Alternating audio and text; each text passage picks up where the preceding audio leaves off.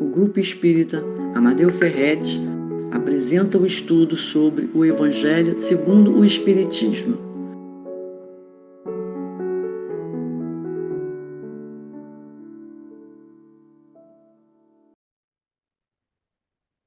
Olá, queridos e queridas do Grupo Espírita Amadeu Ferretti.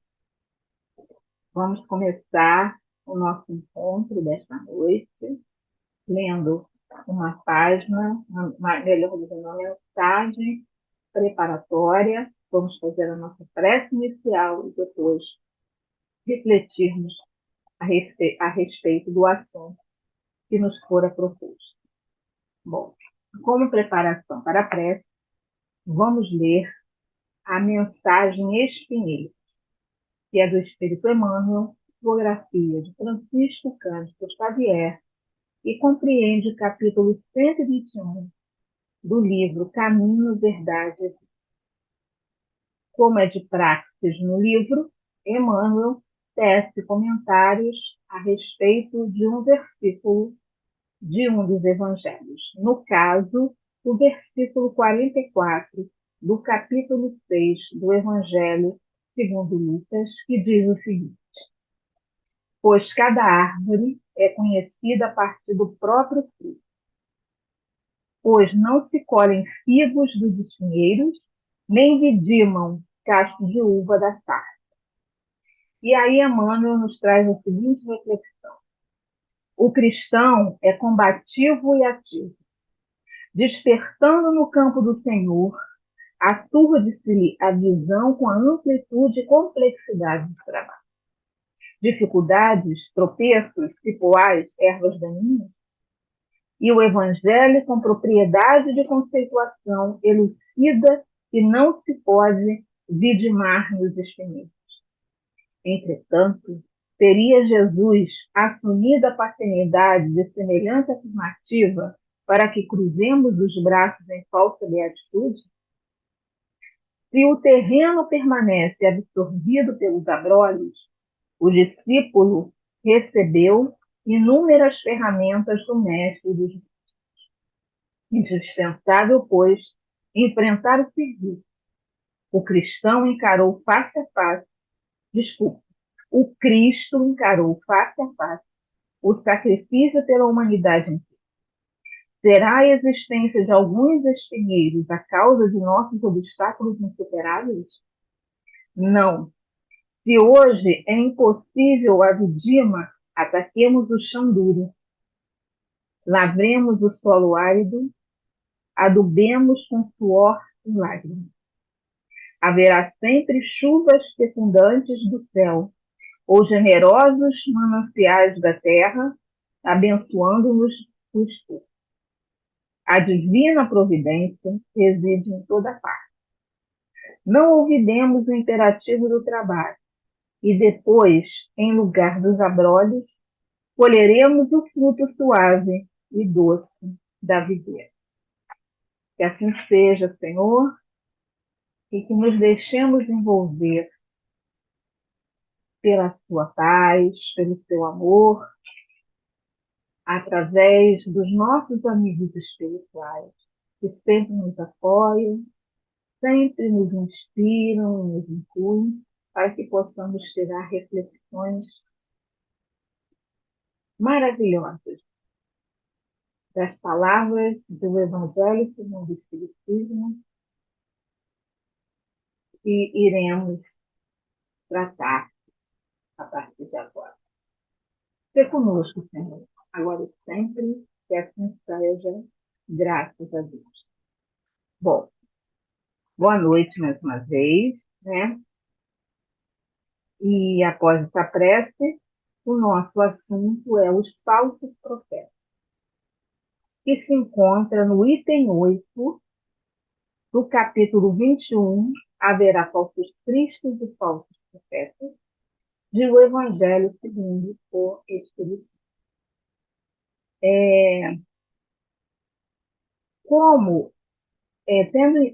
Tendo em vista que o lema essencial do Espiritismo é fora da caridade não há salvação, ou seja, a essência de toda a palavra do Evangelho segundo o Espiritismo é que nos tornemos, podemos dizer assim, paladinos da caridade, conforme Jesus ensina.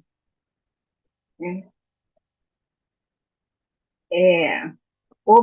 Podemos conceber o ESE, o Evangelho segundo o Espiritismo, estruturado em verdade, caminho e vida, né?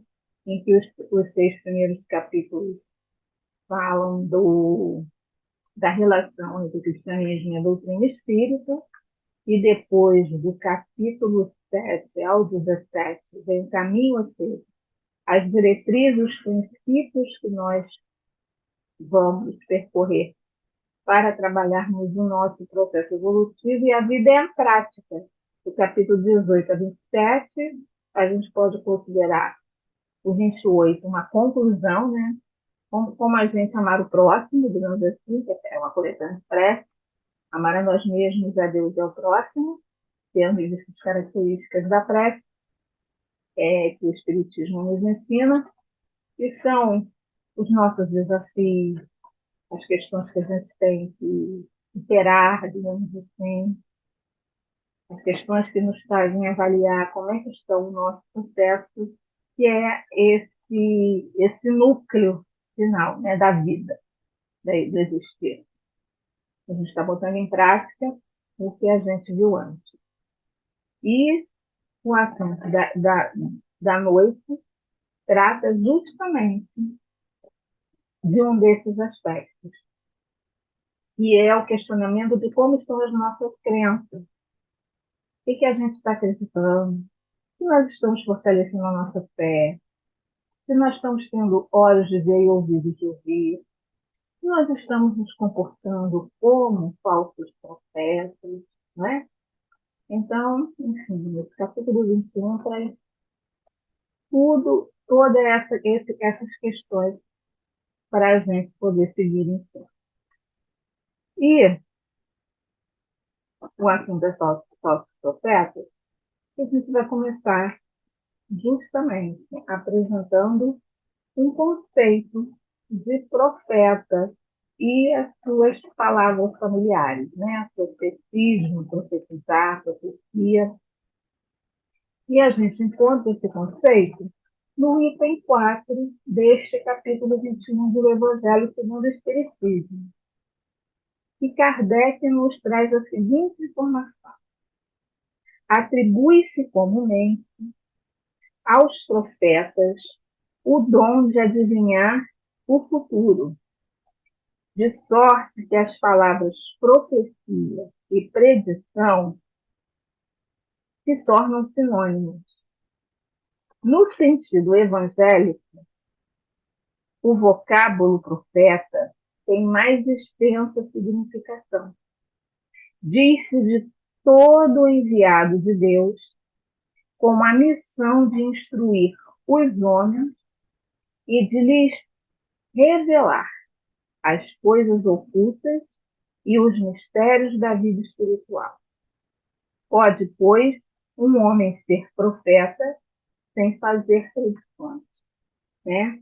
Então, no sentido que a gente encontra na Bíblia, tanto no Antigo Testamento quanto no Novo Testamento, quando fala o verbete profeta, e como se diz em língua portuguesa, seus cognatos, ou seja, a sua família, está se falando de se passar, de se ensinar a palavra de Deus, os ensinamentos de Deus, a lei de Deus em essência, em verdade, na sua pureza, sem intervenções, sem achismos.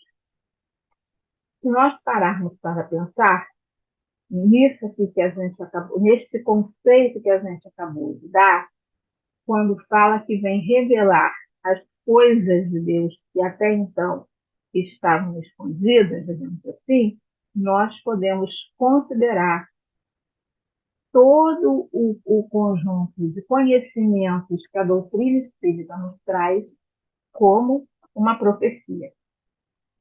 Por quê? Porque ela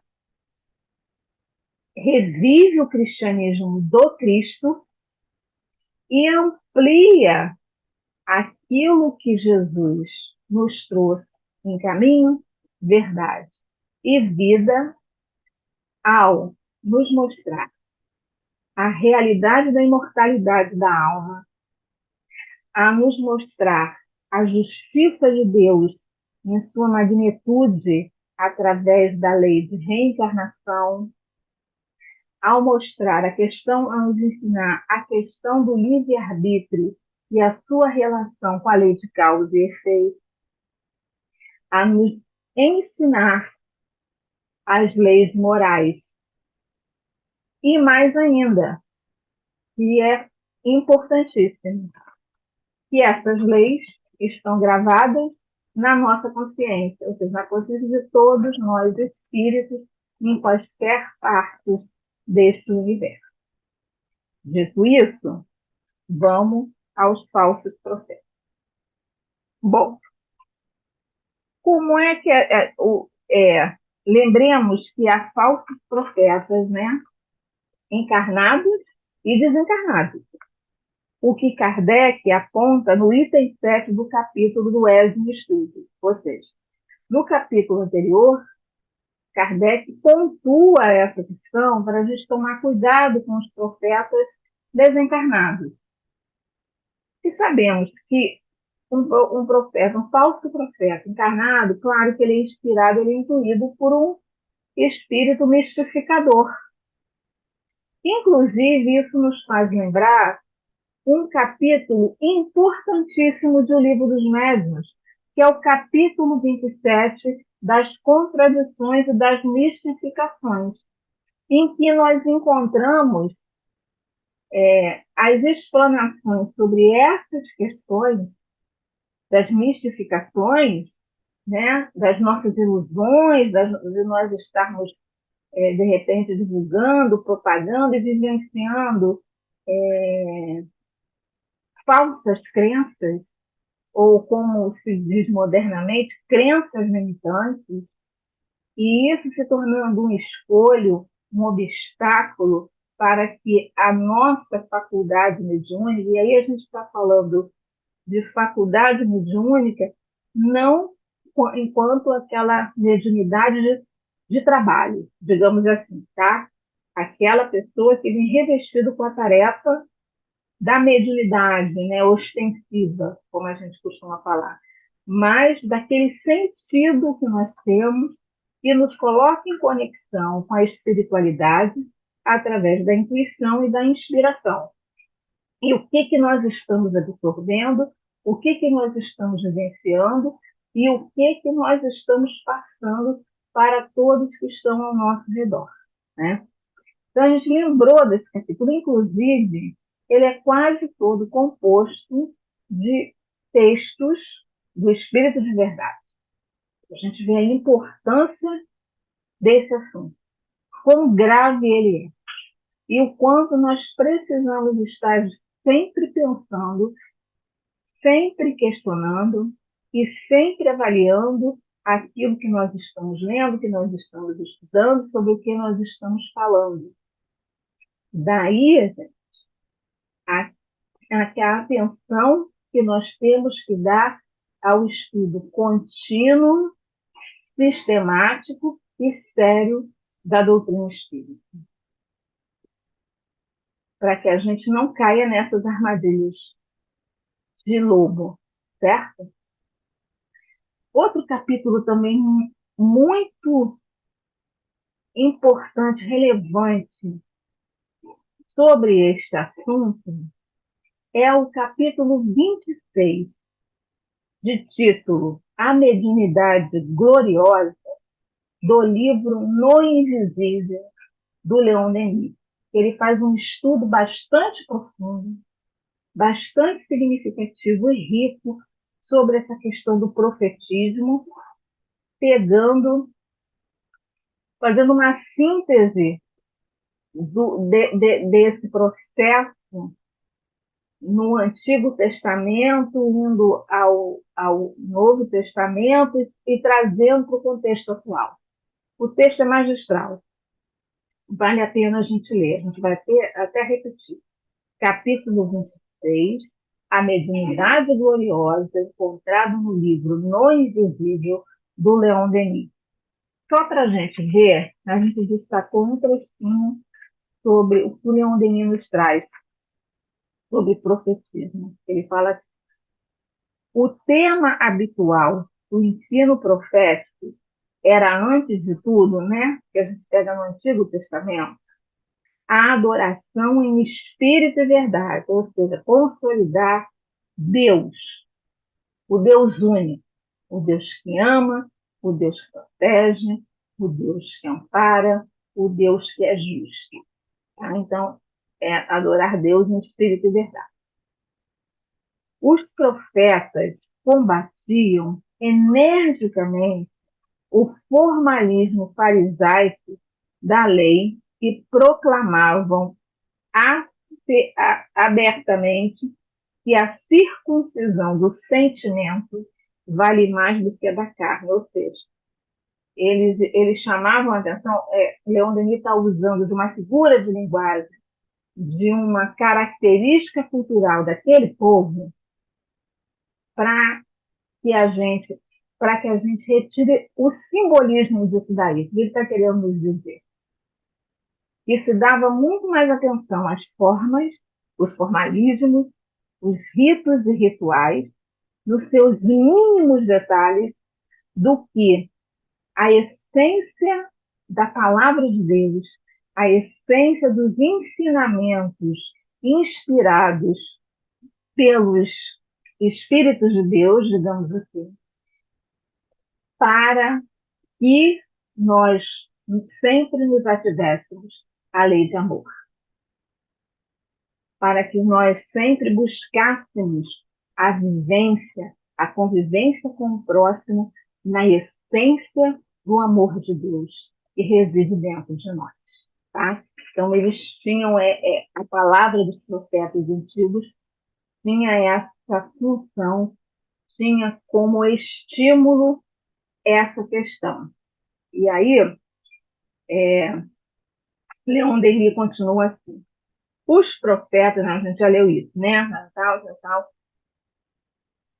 Mas assim também, em nossos dias, os espíritos, aí está falando dos espíritos superiores, condenam as práticas materiais e o acanhado farisaísmo dos falsos devotos. Olha que coisa séria. Ele está falando também, não só daquele que professa falsas ideias que fogem à essência da lei de Deus, mas também da gente quando nós seguimos por essa rota.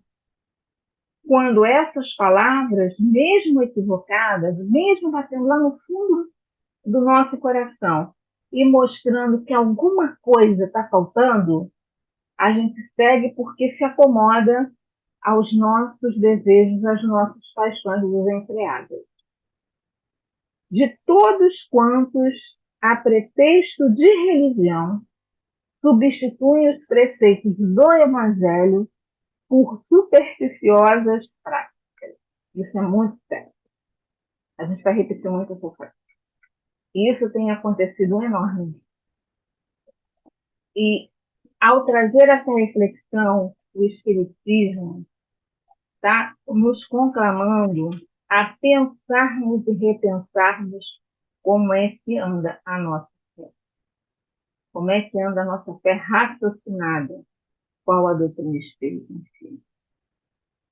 E aí, a gente se pergunta, quais são os sinais, ou seja, como podemos reconhecer um falso profetismo, um falso profeta? E aí a gente vai usar como base uma frase a esse respeito de um teólogo anglicano do século XVIII, de nome John Wesley, que ele coloca a seguinte frase para a gente refletir: um falso profeta é reconhecido por aquilo que não diz, Se a gente parar para pensar, essa frase tem uma riqueza de conteúdos, é de uma simplicidade enorme, mas de uma riqueza de conteúdos também enorme. E o que, ou melhor, sobre o que um falso profeta não fala? Aí nós recorremos justamente ao item 8 do capítulo 21 do Evangelho segundo o Espiritismo, que é esse que a gente está estudando, que é um trecho do segundo parágrafo que o Espírito Luís, né, esse item 8 se encontra nas instruções dos Espíritos, e o Espírito que trouxe a mensagem se denomina como Luís. E aí a gente pegou o seguinte trecho da fala desse Espírito amigo, né? Se os que se dizem investidos de poder divino revelam sinais cristãos e eternos, ou seja, se o indivíduo diz que ele é um enviado de Deus, que ele é um profeta, ele tem que, no seu discurso, nas suas ações, no seu exemplo diário, nas mínimas coisas, ter como paradigma as virtudes cristãs e eternas, que é a lei de Deus. Quais são elas? A caridade, o amor, a indulgência, a bondade, que concilia os corações. Se em apoio das palavras apresentam os atos, podereis então dizer: estes são realmente enviados de Deus.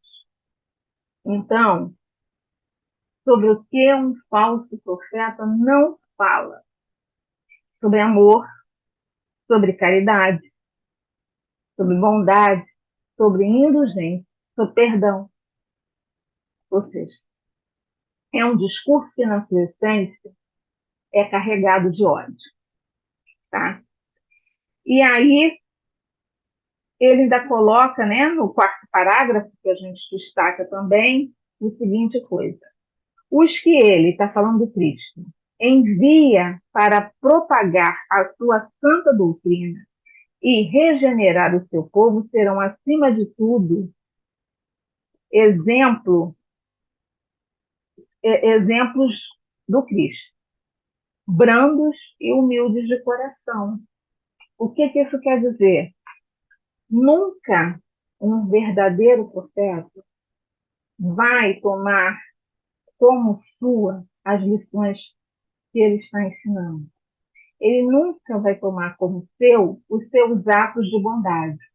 Tudo é feito em nome de Deus,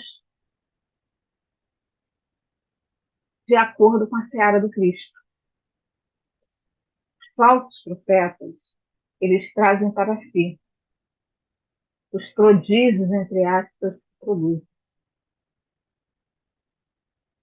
Ele é o centro,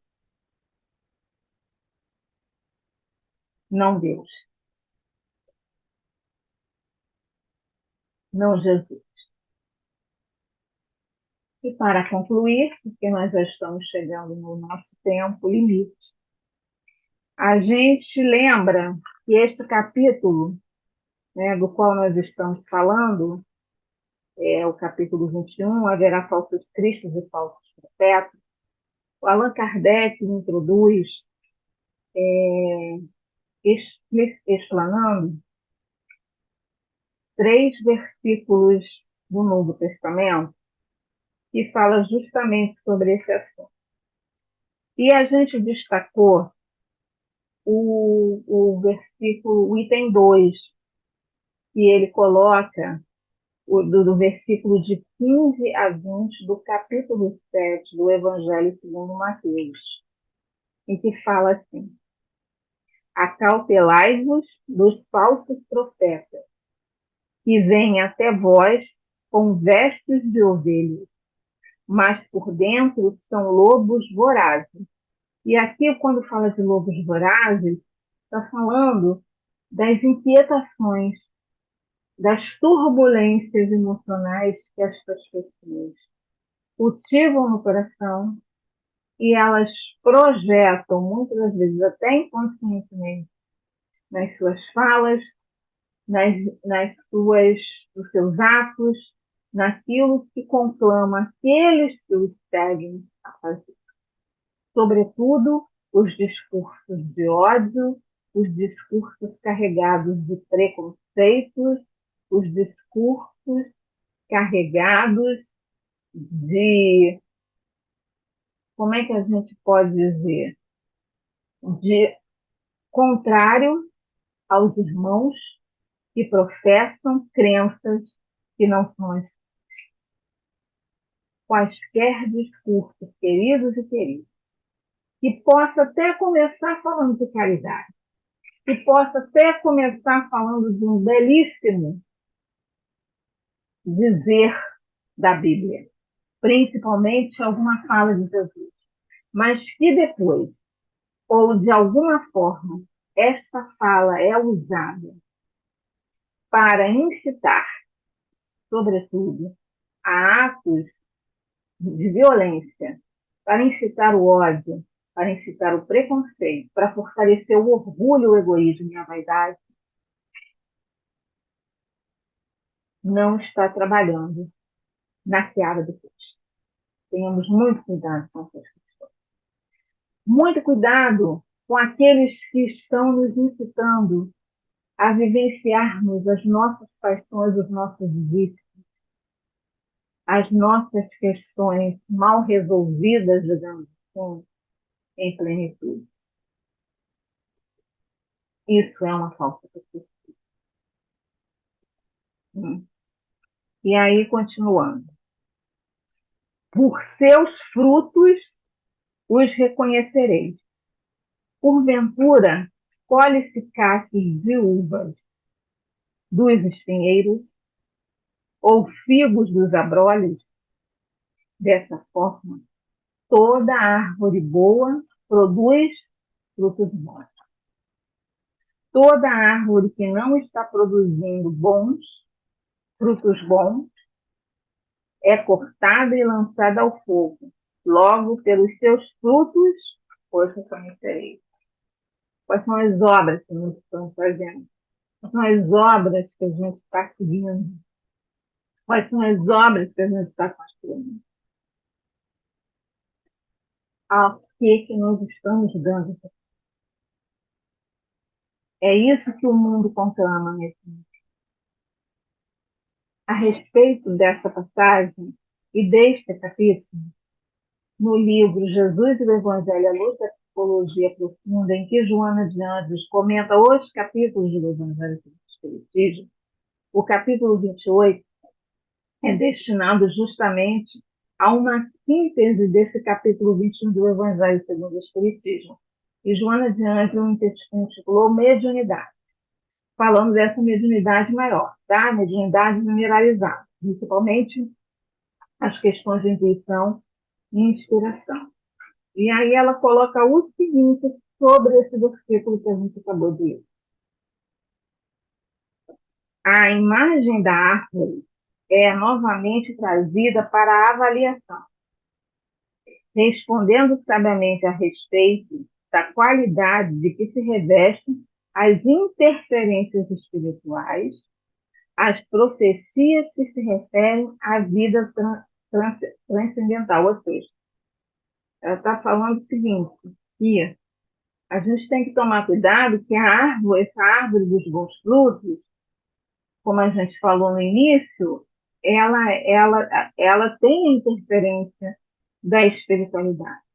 E no caso das falsas profecias, desses espíritos mistificadores, queridos e queridas, que são muitos que nos envolvem, mas que eles são atraídos pela visão de vida que a gente tem.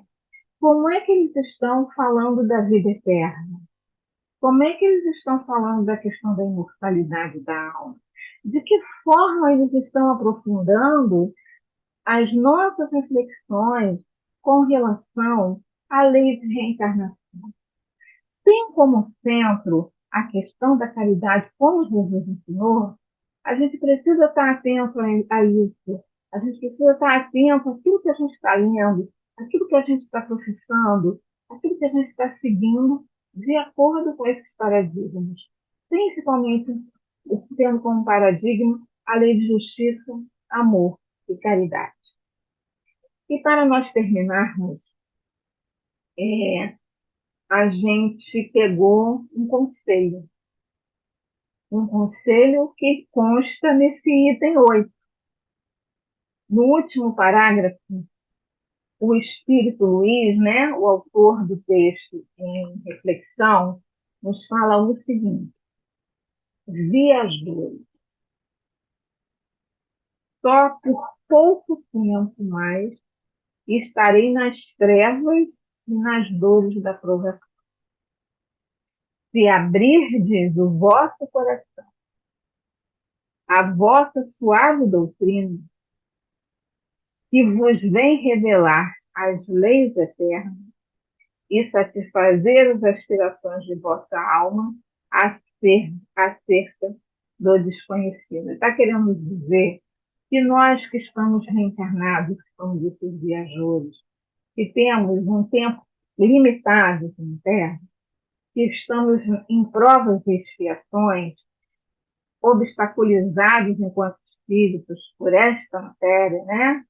Nesse sentido, se a gente tiver uma fé do tamanho do grão de mostarda, se nos dedicarmos a um conhecimento, por menor que seja, que essa doutrina nos traz, principalmente sobre a vida eterna, sobre a vida futura, sobre a imortalidade da alma, sobre o quanto Deus é misericordioso e bom, nós não cairemos na armadilha de falsas profecias e, mais importante, não seremos aqueles a divulgar essas falácias, deturpando o Evangelho e, por conseguinte, a doutrina. Graças te damos, Senhor, pela nossa vida. Graças te damos, Senhor, por nos permitir estarmos reunidos em nome do Mestre Jesus, estudando, refletindo a respeito das suas leis, da sua justiça, através do Espírito. Que a paz do Cristo esteja com todos nós. Que essa paz possa se encontrar em cada recanto dos nossos lares, envolvendo todos os nossos entes queridos, encarnados e desencarnados.